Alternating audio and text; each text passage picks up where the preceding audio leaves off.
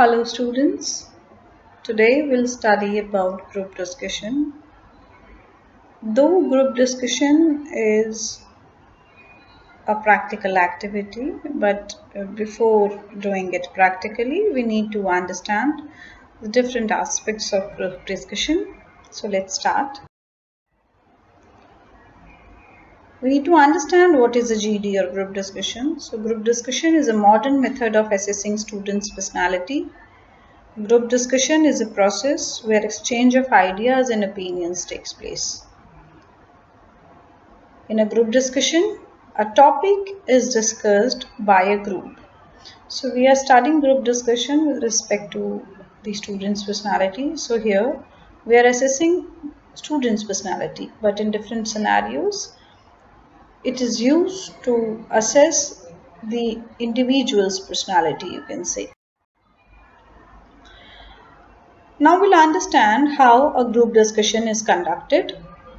A typical group discussion comprises of a small group of candidates, that could be 5 to 10 candidates, or the candidates or the students sit in a circular or C-shape arrangement in a group discussion. Each group is then given a topic of discussion. The students are given a paper and a pen and 2 minutes to think before they start discussing about the topic. Group discussion should not last more than 15 to 20 minutes. So a set of time is also given to the group. The topics, there are basically four kinds of topics that are generally given to the group. The topics could be factual topics, abstract topics, controversial topics, case study based topics. Now we'll see what are the benefits that a candidate can have by participating into group discussions. So it stimulates the thinking in a new way. Group discussion helps in the expansion of knowledge. It also helps you understand your strengths and weaknesses. It reveals your true personality and the qualities of leadership crystallizes. Your language skills improve, your academic knowledge also improve by participating in group discussions. The leadership skills of yours are also enhanced. People handling skills, teamwork and team spirit, and overall general knowledge also improves by participating in group discussions. More often we come across this thought that what is actually being judged in a group discussion? What is the panel judging about you? So they're judging how good you are at your communication with others, also how you behave and interact with group, how open-minded you are. They also judge your listening skills, how you put forward your views, your leadership and decision-making skills are also judged. Your analysis skills and subject knowledge is also judged. Your problem solving and critical thinking skills are also being judged in a group discussion. And last but not the least, the attitude and confidence also matters a lot when you are participating in any group discussion. There are certain tips which are quite effective for your participation in group discussion.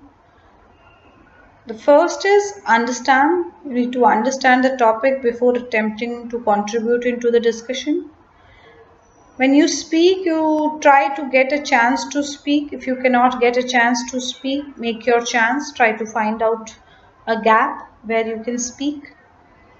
Take initiative to begin the discussion if possible. Structure argument logically.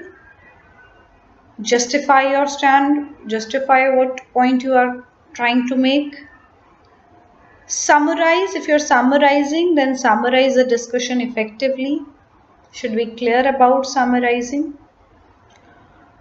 Involve, take active participation throughout the GD, stay involved in the GD, do not act like an absent person. Articulate, work continuously towards articulating your ideas into meaningful sentence to make the best impact. Be clear in your speech. So you need to come up with the best vocabulary to put up your thoughts before the group. Listen, be an active listener, attentive listener. Listen to what others are saying, then only make your point. Quality, not quantity, matters. Yes, this is very important that in a group discussion, quality matters of what you are speaking. It doesn't matter how much you are speaking, but what you have said, how much important it is for the group, that matters the most. There are certain things that we consider as do's in a GD, or an individual is supposed to do, and they impact in a positive manner in a group discussion. So these are: be a good listener, do not use high vocabulary or very difficult words. Never use technical language while speaking because others would not be familiar of it. Not knowing is not a problem, but do not try to bluff, do not try to cheat on people by saying the things that you don't know are true or not. Talk appropriate to the issue. So you should talk appropriately to address the issue. Make original points and support them by substantial reasoning. You should make original points and should support them with certain examples that are reasonable examples. Listen to the other participants actively and carefully. You should listen to the other participants also. You should be an active listener also, as I previously said. Whatever you say must be with the logical flow. So whatever you're saying, it should be logical, and make sure that you make only accurate statements. You should speak pleasantly and politely to the group. You should give respect to the other contributors of the group. And you should always remember that it is a discussion, it is not an argument. So you may agree or disagree, but you should even disagree politely to the others. You should also think about what you are contributing before you speak. You should also try to stick to the discussion topic. You should not introduce irrelevant information in the group. Be aware of your body language also when you are speaking. Sometimes you're trying to speak politely, but your body language is going in opposite direction. So you should be aware of your body language as well. And agree with and acknowledge what you are finding interesting in the group discussion. So acknowledging the new information, the interesting facts is also very important. You should modulate this pitch, the volume and the tone so that you can put forward your thoughts in the best possible manner. You should stay considerate to the feelings of the others. You should not hurt other people's feeling if the topic is sensitively touching different aspects. Try to get your turn. You should not jump in between when somebody is saying something or putting their thoughts forward. You should wait for the other person to end and then try to get your turn. You should be active and dynamic participant by listening. You should talk with confidence and self-assurance. So we talked about do's, and we should also see the other side of the coin, which are the don'ts, the things that we should never do in a group discussion. So we are never supposed to criticize the other person on the basis of religion. We should never get personal with anyone. Never try to bluff. We should not be shy or nervous or keep ourselves isolated from the GD. We should not interrupt other participant before his argument is over. We should not change, and it's not our matter of concern that we need to change the other person's opinion. So do not change the opinion. Do not make fun of any participant, and do not get irritated also. Don't lose your temper. Should never lose your cool. It is a discussion, it is not an argument that you need to lose your cool. You should not shout, should keep a moderate tone, medium pitch. One should not also use so many gestures when they are speaking, like pointing fingers, table thumping, and being very aggressive. Don't dominate the discussion. Dominating means that you're not letting anybody speak, right? And you're just driving everybody's chances of speaking. Should also allow the students who are quiet in the discussion that they should also speak. This will show your team spirit. You should also not interrupt. If the speaker is speaking, let them finish. Should not interrupt them. Do not engage yourself in subgroups conversation. So if somebody is talking and you are making a subgroup and talking to a person sitting next to you, this is also not supposed to be done. Do not repeat what you have already said. Do not worry about making some grammatical mistakes. For your interest, the matter you put across are important. It is not always important that you should always be grammatically correct, but what point you are making is very, very important. You should put it through correctly. How can you be a part of GD? So you need to make an eye contact while speaking. You can initiate a GD to participate in it. You can allow the other person who are sitting quieter to speak. Speak clearly, calmly and politely. Then you can make sure to bring the discussion on track if the other person by any means distracting from the topic. So you can bring back the individuals to the topic. You can show positive attitude with a lot of confidence. You can speak sensibly to be a part of GD. And you can avoid irrelevant speeches. Listen carefully to others. And you need not to go into so much details. You can keep your thoughts precise.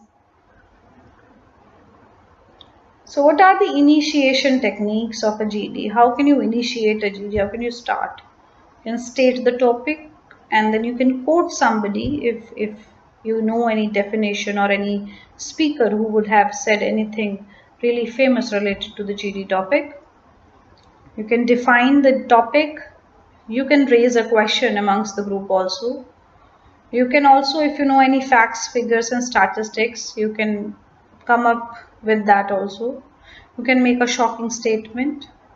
You can initiate a GD only when you have understood the topic and have a valid point. So this is again very important. So if you are already familiar with the topic, then only you can initiate the GD very well. You should not start a GD just for the heck of starting it. So if you don't know much about it, you must not initiate GD. Opening sentence should lead the GD. So because whosoever is going to open the GD is going to lead the GD, so they should know a little about it. And the initiation should be brief. It should not be very long. Then who is the moderator? We need to understand how can you play the role of a moderator also. So this is the person who controls the GD. This person is a team player.